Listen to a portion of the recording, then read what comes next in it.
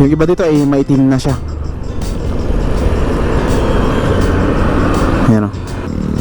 Siguro bakas pa to ng bagyo. Itong mga basura dito ay dito napunta lahat. Yung galing sa liblib siguro sa gitna ng ano, dito sa may nabotas. Dito dadaan yung Salex. Magkakaroon dito ng sanga. Papunta dito yung isang sanga niya. Tapos yung papuntang airport dito sa may bandang gilid ng Centennial Park. Yan, karoon dito ng elevated expressway.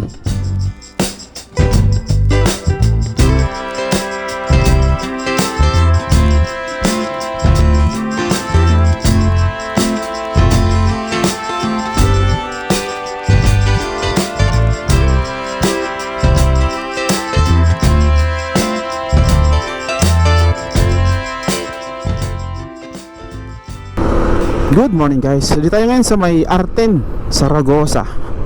At ngayong araw ay mag-update tayo dito sa ginagawa nilang Salex o Southern Access Link Expressway na mayroon tong haba na 40 kilometers. Yan, ito sa may Central Island na ginagawa nilang mga poste dito.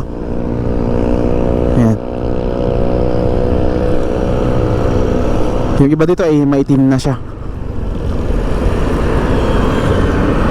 Yan o. Nilagyan to ng ano sa gilid. Nagsusunog sila ng mga basura. Siguro yung iba yung mga tanso, di ba? Kailangan matanggal yung pinakabalat niya.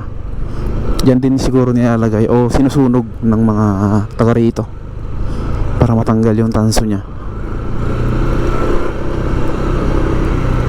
Marami-rami na itong poste dito mula Zaragoza hanggang dito sa may Moriones. Hindi ko lang alam kung mayroon ng ano doon, mga paglalagay din ng mga poste doon after ng ano, Moriones. Check din natin. Kasi dito mula Zaragoza hanggang dito. Ayan, tapos na yan mga poste niya. Wala na yung mga tolda na ano, kulay blue. Dahil sa tagal. Natingga kasi ito eh. Natingga siya ng ilang buwan. Parang malapit na magtaon eh. So dito tingnan natin dito sa may after ng Moriones. Yan. Ito yung nag-iisa na nakatayo dito. Hindi ko lang alam kung meron pang mga kasunod dito na.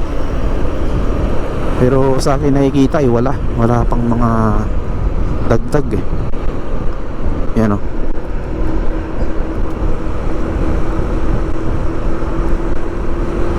Yan. So yan natin, i-pass forward natin hanggang doon yun sa may mayroong poste.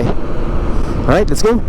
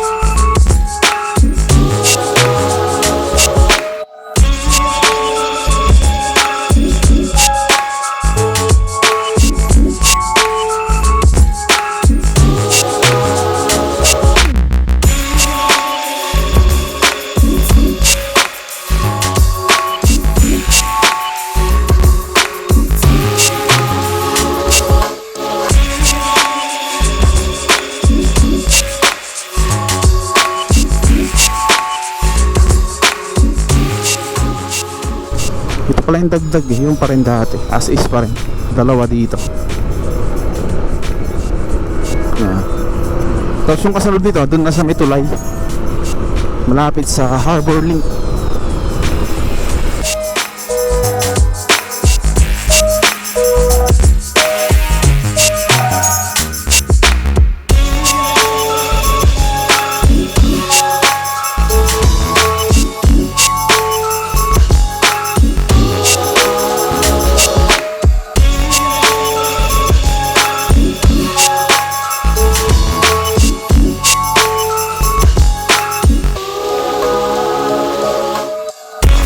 Yan, ito na. Ito pa lang yung karugtong o dagdag.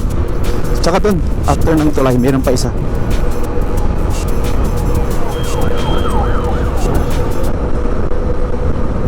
Yan, ito yung isa. Kasi itong mga poste dito ay mataas to kasi dadaan sa may taas ng Harbor Link. Yan, tatagos dun sa pinakataas, papababa dun, papunta sa may Navotas. Yan, kasi nung mga update natin nung nakaraan, nagkaroon dito ng mga soil testing dito sa area na to. Tapos dun sa likod natin may mga soil testing na ginawa. Siguro nandito sa may gitna yung gagawin nilang poste. Yan, tatawid dun. Yan, babagsak dyan sa may R10 pa rin, papuntang Navotas sa may Centennial Park. Yan, dun sa may Centennial Park, and then diretso yun sa may coastal development na gagawin nila, hanggang dun yun sa may New Manila International Airport na. Kaya may haba to na 40 kilometers.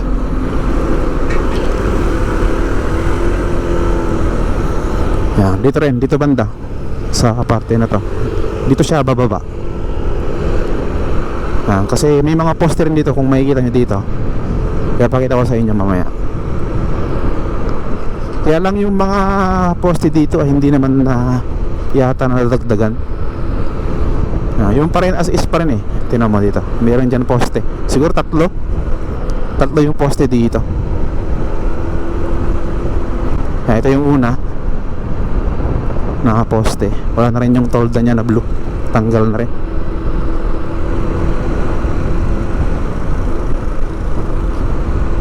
Ito yung pangalawa. Tapos andun yung pangatlo after ng stoplight.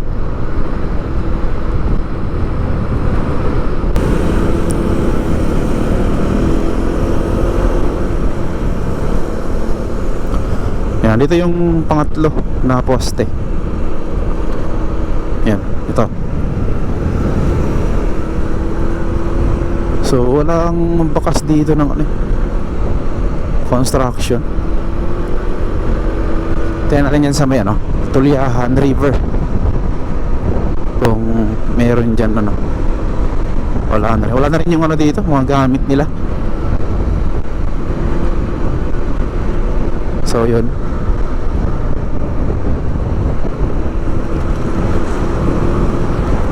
Uy, meron ng dyan meron ng building na ginagawa. Unang katayo na. Yan daming basura.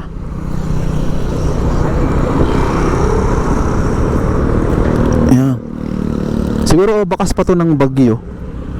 Itong mga basura dito ay dito napunta lahat. Yung galing sa liblib siguro sa gitna ng dito sa may Navotas. Dami Sana gumalaw naman yung dito, LGU.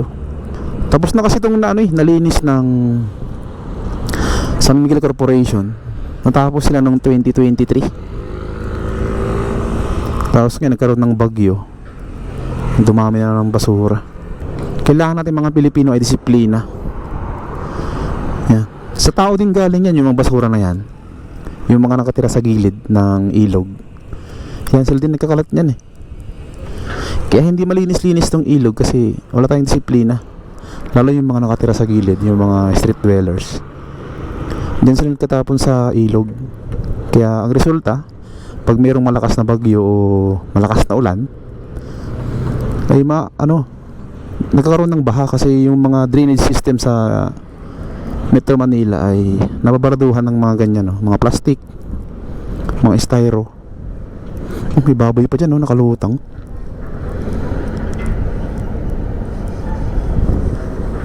Yan, hayop yan, baboy yata yan o aso. Yan. Yan, sana i-relocate nila, suyurin nila yung buong mga Tuliahan River, Pasig River. Yung mga nakatira sa gilid mismo, sila yung nagkakalat niyan. Wala namang basura dyan kung hindi kung hindi yung mga tao dun sa gilid yung nagkakalat. Kasi meron tayong, every city naman merong tagahakot ng basura tapos nilalagay sa mga dump site, yung ganun. Kailangan nating mga Pilipino ay disiplina talaga. Lalo na pag ganitong mga may bagyo. Tayo rin yung yung napiperwisyo dahil sa kagagawan din ng mga iilan ng mga Pilipino. Kakalat ng mga basura, yan. Dami. So sana magsilbing ano to, aral o ano, leksyon sa kanila. Kasi sigurado yung mga nakatira sa gilid ay nabaha rin yung mga yan. Nasira yung mga bahay kasi tumaas yung tubig. Diyan tayo sa may ano, Centennial Park. Yan dito. Dito rin eh. Yan di yata inabot dito ng ano, baha. Yan, as you can see dito, walang bakas ng ano dito, ng tubig. Yan, walang bakas ng tubig dito. Dito dadaan yung Salex. Magkakaroon dito ng sanga. Papunta dito yung isang sanga niya. Tapos yung papuntang airport dito sa may bandang gilid ng Centennial Park.